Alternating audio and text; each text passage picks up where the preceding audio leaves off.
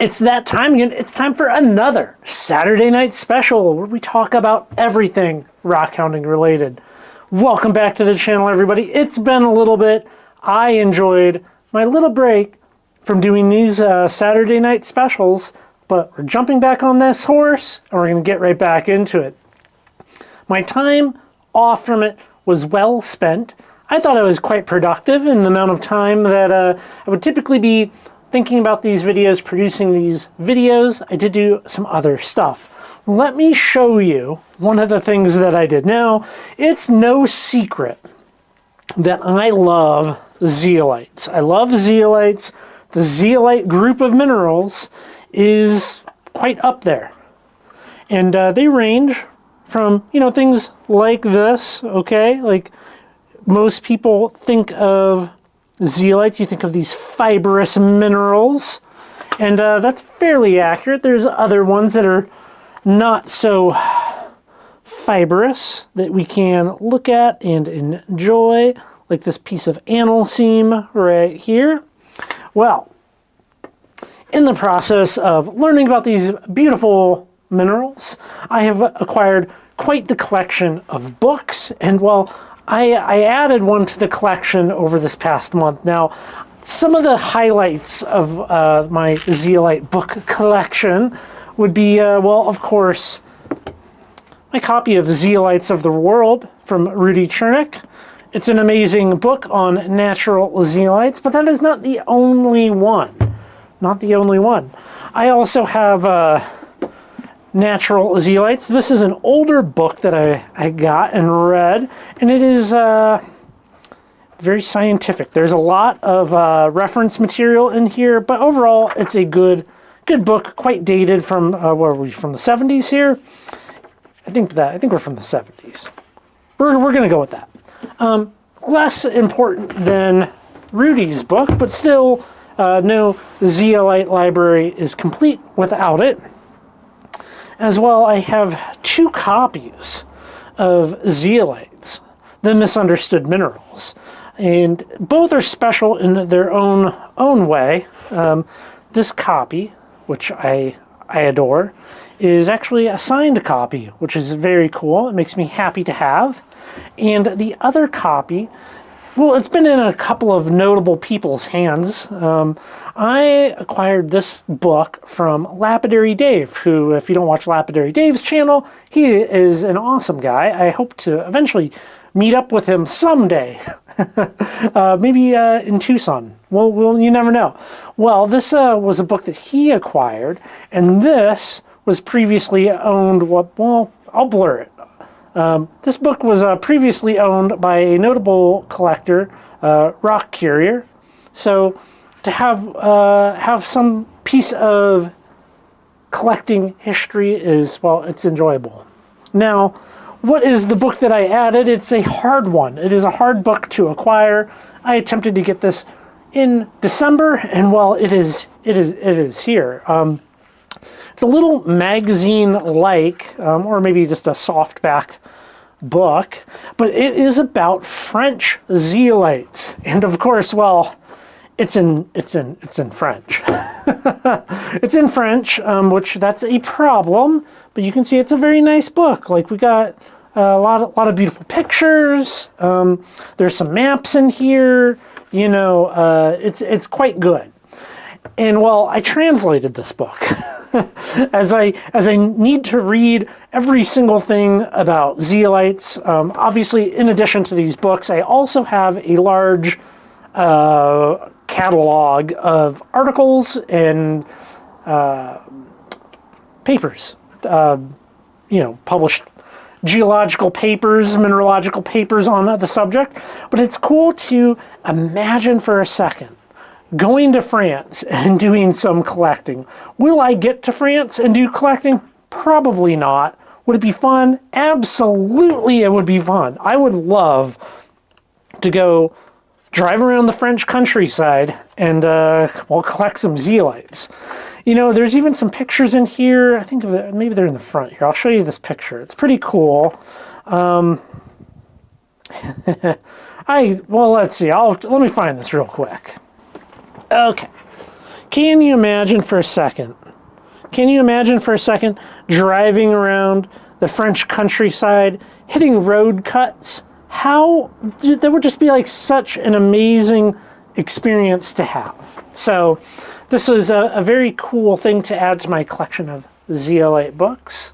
There is, however, another one that I need to get, and that one would be significantly harder to translate because it is in German. I think it'd be harder. So the way I was pretty much doing my translation with this is I was using Google Translate. Now, if you have the app on your phone, it does an okay-ish job. So basically it opens up your camera app on your phone, you take a picture of the page, and it translates the text on the page. Now, I would not in any way do that with something such as this without already being knowledgeable in that topic, that book, that subject matter. Since I already know so much about Zéolites, I can kind of read between the lines a little bit in the translation and the mistakes that were made with that translation. So, would it work as well for German? I guess there's one way to find out, and that is buy the book in German. Now, there is another book that I would like to share with you, and it's a little sad. We lost a true expert in his field. Hans Gamma passed away this past week. He wrote this book here, Rock Treasures of Oregon, as well as a couple of other books. And this is just a absolute beautiful coffee table style book about, well, the beautiful rocks that you can find in the state of Oregon. And it is incredible. This video won't even do it justice. This is just a gem of my library. You could just sit here and flip through it for an endless amount of time. I would highly recommend it. Very beautiful. Sad to see that legendary collector go. Yeah, it's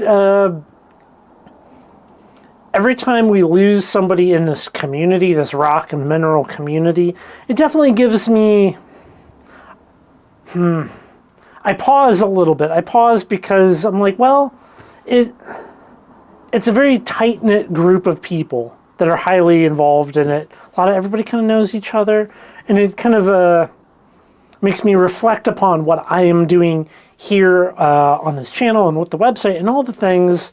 It's not often that I step back from the project a little bit and look at it. I wonder, I never talked to him, but I wonder how much time these people spent reflecting upon their own work and how much feedback they got from the people around them as far as the appreciation of it. I think it's hard sometimes to I guess show that bit of gratitude. So even though these people are not around anymore, I am very grateful for their work and what they left behind here. Yeah, so that's a lot of what I have been up to. Also a little bit of just straight relaxing, which was quite nice. Now, I know it's no secret that I love my Richardson's Ranch high-speed sander. To me, it is an excellent machine. Well, I was perusing the Richardson's Rock Ranch website. Richardson's Rock Ranch that doesn't roll off the tongue very easy. And they have a new version of that machine. They have a new version of it, and it's entirely metal, not wood. And it looks interesting. I like my old school one that's made of wood and all of that, but this is looking pretty good. It's looking good. I'm very curious about it. I wonder if their shipping has gone down on it. They don't state their shipping because freight shipping on these machines is you gotta give them your info and all that. But this coming summer, spring, summer 24, we'll be going into Richardson's Rock Ranch at some point, and I am looking forward to checking out their new version of the high-speed sander.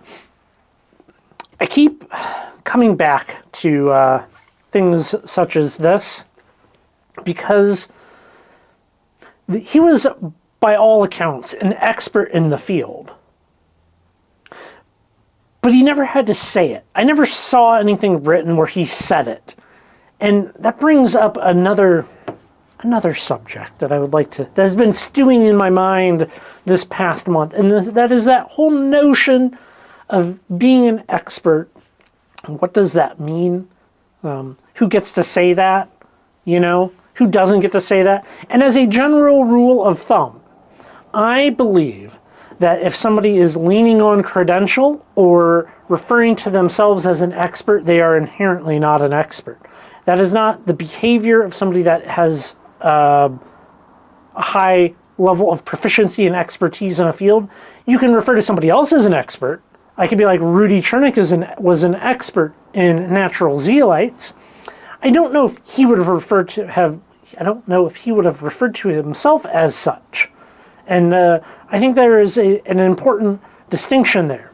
Now, similarly, people that make opinions and qualify those opinions by saying something like, I'm a geologist, which this is a thing that has came up a lot lately.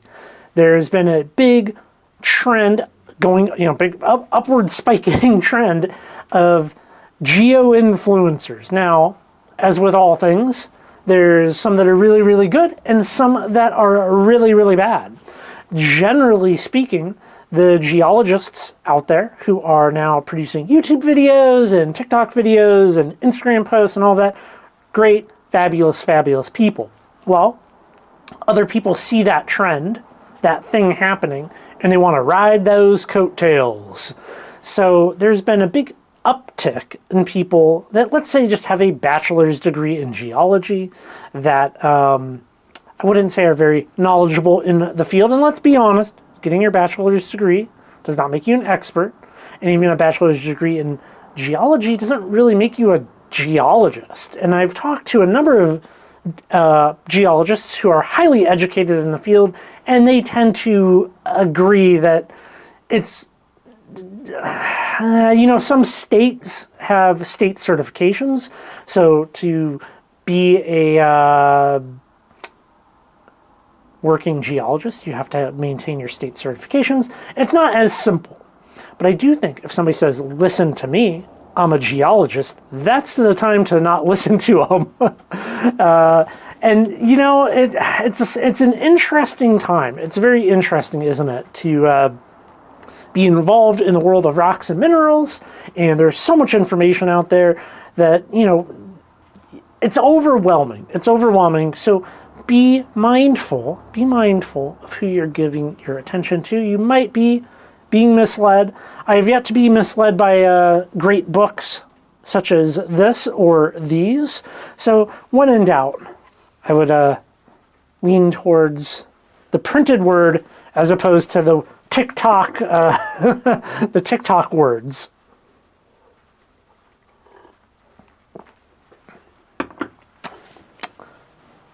What do you think about sponsored content? Now, sponsored content is interesting.